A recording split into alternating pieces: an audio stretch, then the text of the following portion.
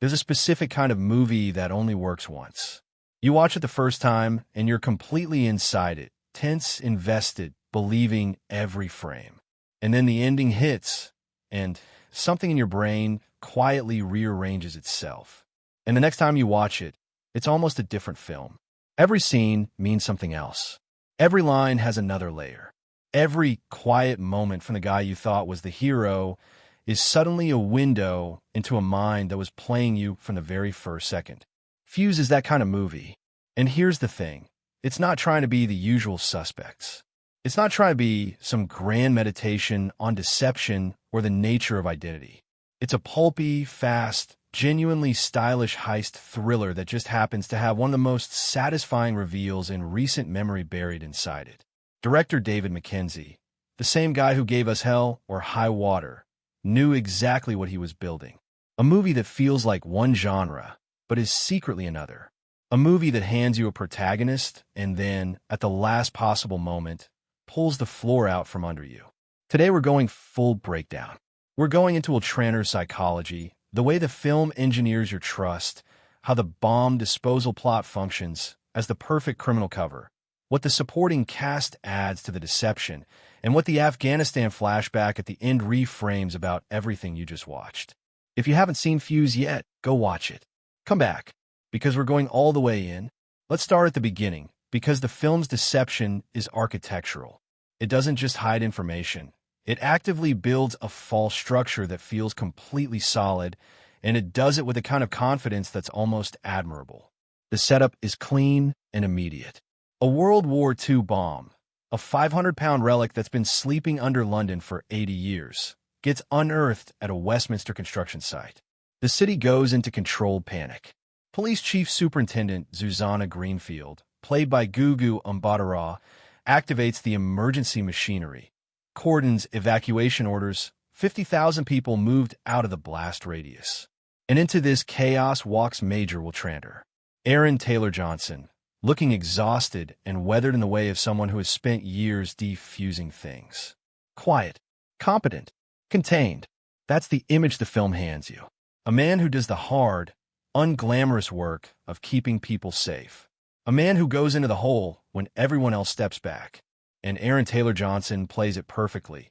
He gives Tranter just enough warmth to be sympathetic and just enough distance to seem like a man carrying something he doesn't talk about. Which of course he is, but you don't know that yet. Meanwhile, the film cuts to Careless and his crew pulling off a bank heist in the cleared streets. Theo James plays Careless with this wonderful tightly wound energy. He seems like the mastermind. He seems like the one who planned all of this, and technically he did plan the surface-level mechanics of the robbery. But the deeper architecture, the fact that the bomb is not just a convenient coincidence, but a deliberate and controlled distraction. That's Tranter's contribution. And the film doesn't let you see that until you're ready to have your mind changed.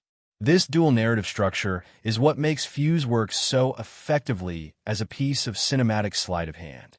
You're watching two stories that feel parallel. The cop procedural story, where Tranter and Zuzana and the military work to neutralize a threat. And the heist story, where Careless and X and the rest of the crew move through empty streets toward vault. The film presents these as opposing forces. The forces of order and the forces of chaos.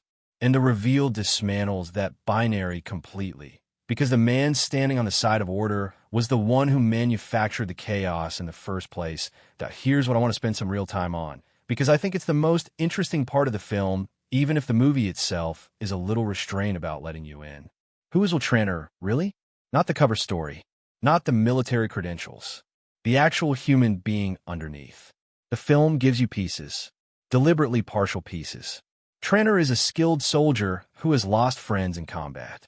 He has trouble with authority in that way that soldiers sometimes develop after years of doing the right thing for institutions that don't necessarily do the right thing back. There's a quiet disillusionment in him that Aaron Taylor Johnson communicates almost entirely through what he doesn't say. The slight pause before following an order. The way he watches the chaos around the bomb site with eyes that are a few degrees too calm for someone who's supposed to be stressed. And when you go back and watch those scenes knowing who Tranter is, that calm becomes something else entirely. It's not the composure of a professional. It's the composure of a man who knows exactly what's going to happen because he made it happen. Every moment where Tranter seems like the steady hand in the room, every moment where the film invites you to find his competence reassuring, is actually a moment where you're watching a con artist at peak performance. The authority he projects isn't heroism. It's control. And those are two very different things. There's one scene in particular that hits differently on a rewatch.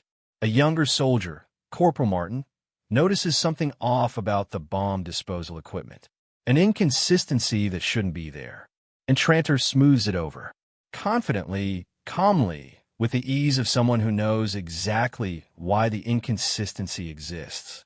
In the moment, it reads as a senior officer managing a nervous subordinate, keeping the team focused.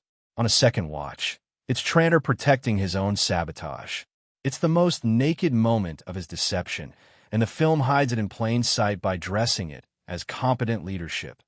The Afghanistan backstory, delivered in that extended flashback at the end, gives you the emotional foundation for all of this. 10 years before the London heist, Tranter was overseas when his convoy crossed paths with a minefield situation involving a man named Careless, who had been double-crossed by his own employer and left for dead. Tranter and Rahim provided cover fire.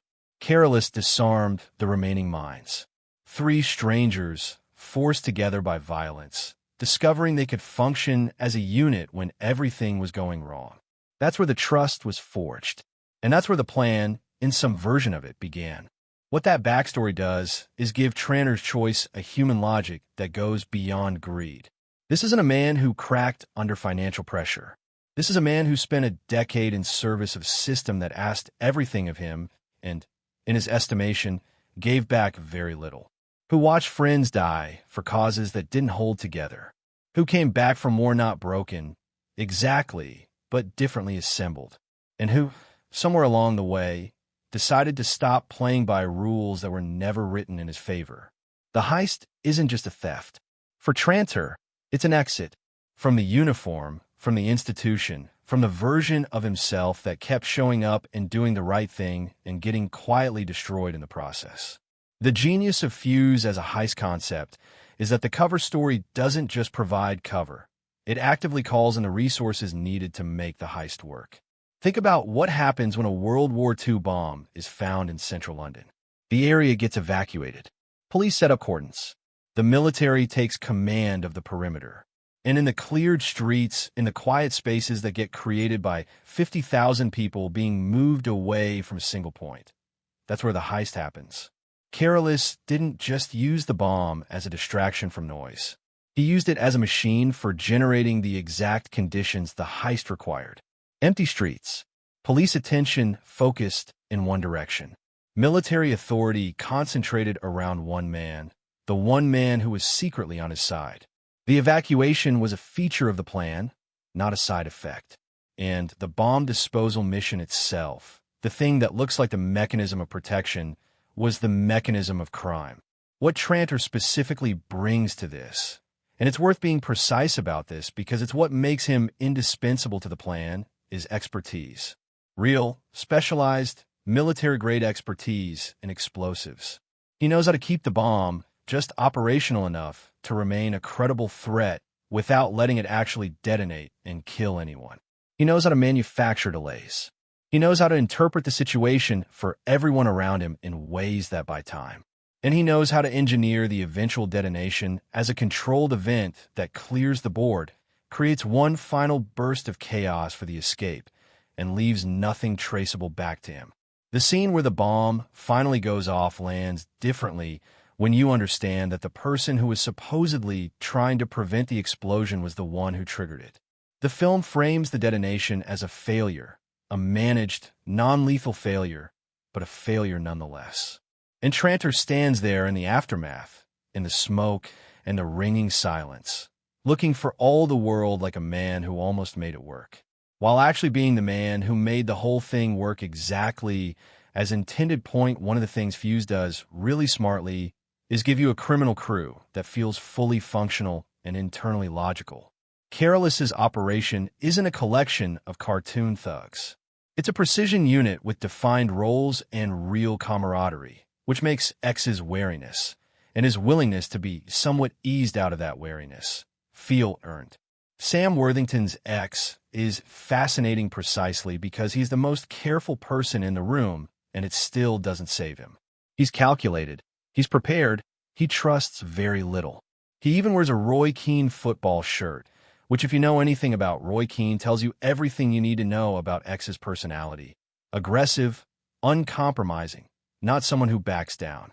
And yet the plan is so well constructed, the surface of it so professionally assembled, that X moves forward. The tension in the heist scenes comes partly from watching smart people execute a plan and partly from a nagging feeling that something underneath it is wrong. That feeling is correct, but it doesn't come from where X is looking. Careless's double-cross of his own crew, swapping in fake diamonds, trying to keep everything for himself, is almost a red herring within the twist. Because you spend the final act watching Careless betray people, watching him seem like the real villain of the piece, and then Tranter walks into that safe house and changes everything. The man you forgot was in the story, the man who was 30 miles away doing something completely different, turns out to be the one who had the actual diamonds the whole time. Because Careless smuggled the real ones to Raheem during the chaos of the escape, and the double-cross that looked like Careless going rogue was actually the final stage of the plan, eliminating loose ends that Tranter would then physically eliminate with considerably more finality. Raheem is the most quietly affecting piece of this puzzle. He's presented as an ordinary civilian, a family man, tangentially connected to events, repeatedly viewed with suspicion by police simply because of who he is and what he looks like. And the film uses that suspicion pointedly. The assumption that Raheem is a person of interest because of his proximity to the heist rather than because of anything he's actually done is a reflection of how institutional bias works. The police look at him and see a threat based on pattern matching rather than evidence. What they don't see is that his motive for being part of the heist is the mirror of Tranter's, a dissatisfaction with a society that keeps finding ways to look past him. Three men who feel like the systems around them have failed them or will fail them. Three men who decided to opt out in the most dramatic way possible. That let's talk about how the film actually feels to watch, because craft matters as much as concept. Fuze is a film that lives and dies by its ability to maintain tension across two separate story threads simultaneously. And for the most part, it pulls that off with real skill. The bomb disposal scenes are genuinely uncomfortable in the way that good procedural filmmaking makes things uncomfortable, through specificity and silence. There's no bombastic score telling you how scared to be. There's the sound of earth moving, of equipment being calibrated, of soldiers communicating in clipped professional shorthand. And at the center of it, Tranter doing things with quiet authority that you believe completely because Taylor Johnson commits to the technical reality of the performance. You believe he knows what he's doing, which is the whole point. The film's tension engine is also its deception engine, and the two are running on exactly the same fuel. The heist scenes operate at a different frequency, faster cuts, more kinetic movement, the physical energy of people doing something that could go wrong at any moment. Theo James and Sam Worthington and the rest of the crew have a tangible unit cohesion that makes their portions of the film feel like a different movie, a more conventional heist thriller, and that generic quality is itself a kind of misdirection. You think this is the criminal plot. You think these are the people with the plan. And they are, in the sense that they're the ones running through the cleared streets and drilling into the vault. But the deeper plan, the one that explains why this particular day and this particular bank and this particular bomb, that plan belongs to someone who is on the other side of the cordon, looking completely heroic. The heist scenes operate at a different frequency, faster cuts, more kinetic movement, the physical energy of people doing something that could go wrong at any moment. Theo James and Sam Worthington and the rest of the crew have a tangible unit cohesion that makes their portions of the film feel like a different movie, a more conventional heist thriller, and that generic quality is itself a kind of misdirection. You think this is the criminal plot. You think these are the people with the plan. And they are, in the sense that they're the ones running through the cleared streets and drilling into the vault. But the deeper plan, the one that explains why this particular day, and this particular bank, and this particular bomb, that plan belongs to someone who is on the other side of the cordon, looking completely heroic. The film ends in two movements, and both of them matter. First, Istanbul. Tranter, Carolus, and Rahim at a cafe table, dividing the real diamonds that were smuggled out separately during the chaos of the escape. Three people who appear to have nothing to do with each other, who barely shared screen space for most of the film, sitting together in the quiet aftermath of what they built. A silent toast. Then they part ways, and the film lets them go. No last-minute police arrival. No moral reckoning. They made it. The system they exploited, they escaped. That ending matters because it's genuinely morally ambiguous in a way that feels true rather than evasive. The film doesn't punish them. It also doesn't celebrate them exactly. It just shows you three people who found each other through violence 10 years ago, built something together in secret, and then walked away from their old lives with the resources to build new ones. Whether that's justice or crime, or both, is left entirely to you. And then the flashback. Afghanistan, 10 years earlier. The origin of everything. A firefight, a minefield, a man named Carolus who'd been betrayed and left to die, and two soldiers, Tranter and Rahim, who provided cover while Carolus did what he knew how to do. In that chaos, three very different people discovered they could trust each other in the most extreme possible circumstances. Trust built in a war zone is a particular kind of trust.